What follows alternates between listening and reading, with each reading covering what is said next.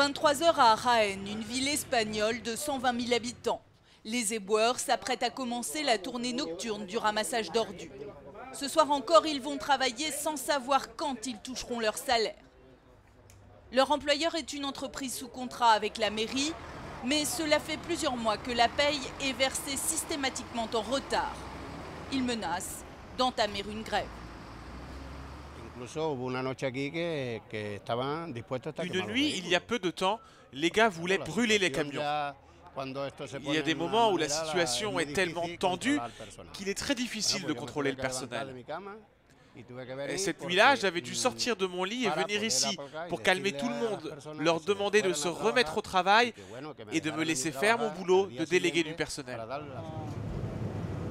Le principal problème, c'est que la mairie accumule les impayés. Elle doit aujourd'hui 60 millions d'euros à l'entreprise de nettoyage. Une dette trop lourde pour l'employeur des éboueurs, qui paye donc les salaires avec de plus en plus de difficultés.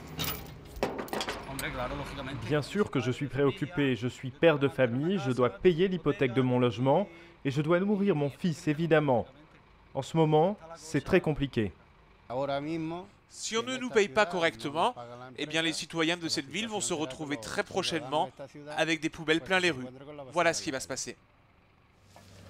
Jaén n'est qu'un exemple. Au total, les mairies espagnoles ont une dette de 3,5 milliards d'euros envers les 4 grandes entreprises de nettoyage leaders du marché.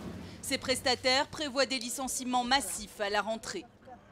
Les mairies espagnoles regroupées au sein d'une association veulent trouver de nouveaux financements en 2011, alors même que le plan d'austérité les empêchera d'emprunter auprès des banques. Nous, à l'Association des mairies espagnoles, nous réclamons au gouvernement la possibilité d'avoir recours à un fonds géré par l'État qui s'appelle l'Institut officiel du crédit.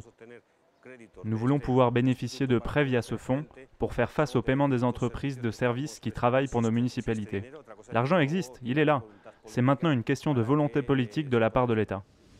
La capitale Madrid commence aussi à se serrer la ceinture. Elle a décidé de réduire de 15% son budget nettoyage. Concrètement, ces équipes d'éboueurs intérimaires qui travaillent le week-end en renfort, tout spécialement après les nuits de fête, vont être supprimées.